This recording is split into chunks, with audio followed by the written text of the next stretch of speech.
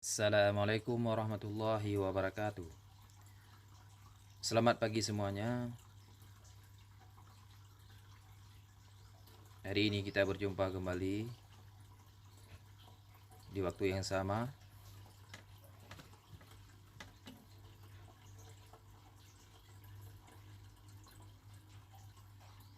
Baik, untuk hari ini kita akan memasuki tentang materi kita, yaitu larangan bugat.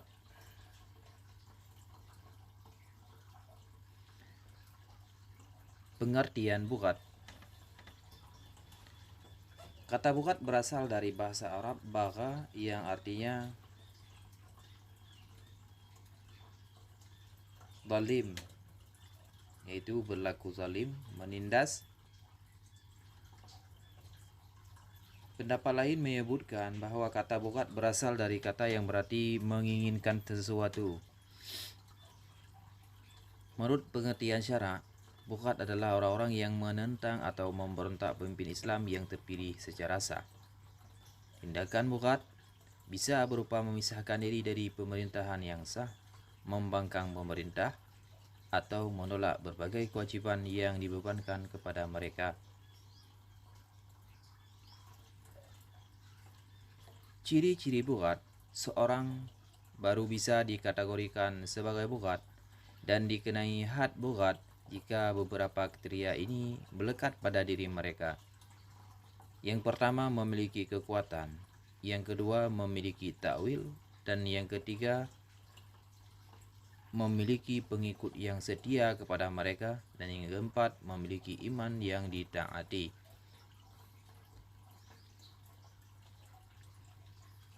Selanjutnya, pengertian bugat. Menurut ulama, ada 4 pendapat ulama di sini. Yang pertama, ulama Malikiyah.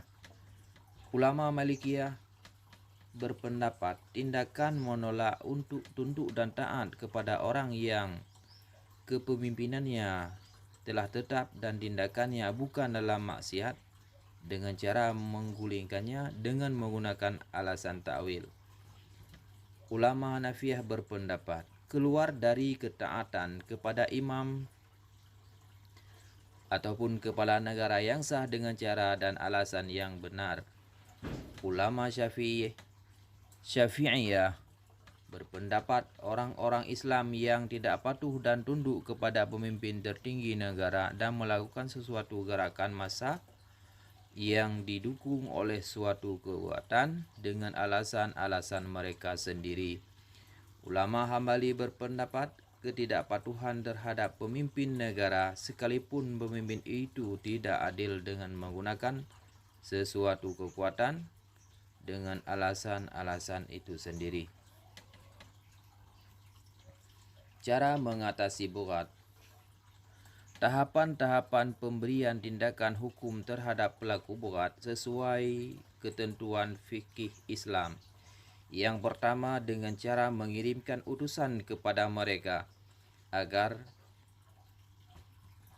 diketahui sebab-sebab pemberontakan yang mereka lakukan. Selanjutnya, apabila tindakan pertama tidak berhasil, maka tindakan selanjutnya adalah menasihati dengan mengajak mereka agar mau menaati imam yang sah. Jika usaha kedua tidak berhasil, maka usaha selanjutnya adalah memberi ultimatum atau ancaman bahwa mereka akan diperangi. Selanjutnya, jika mereka tetap tidak mau, maka tindakan terakhir adalah diperangi sampai mereka sadar dan taat kembali.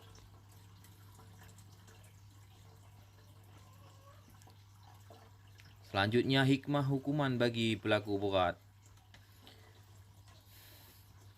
Ada beberapa hikmah bagi pelaku bugat. Yang pertama, menghindarkan manusia ataupun kelompok organisasi yang berbuat semena-mena yang tidak melewati jalur konstitusi yang diakui oleh negara.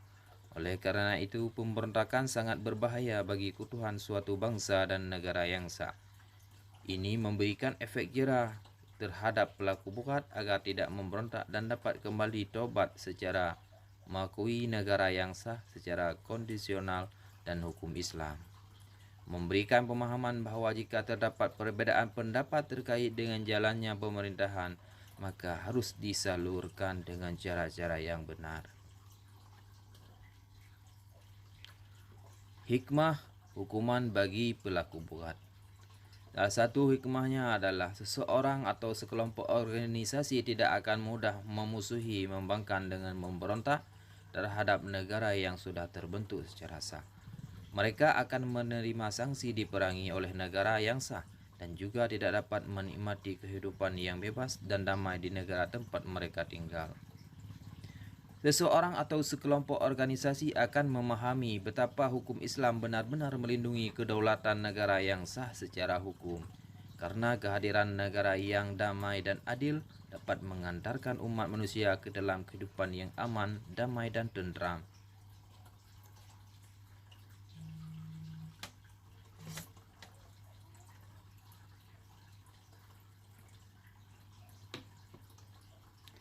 Status hukum buat.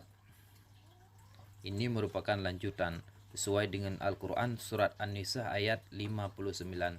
Hai orang-orang yang beriman, taati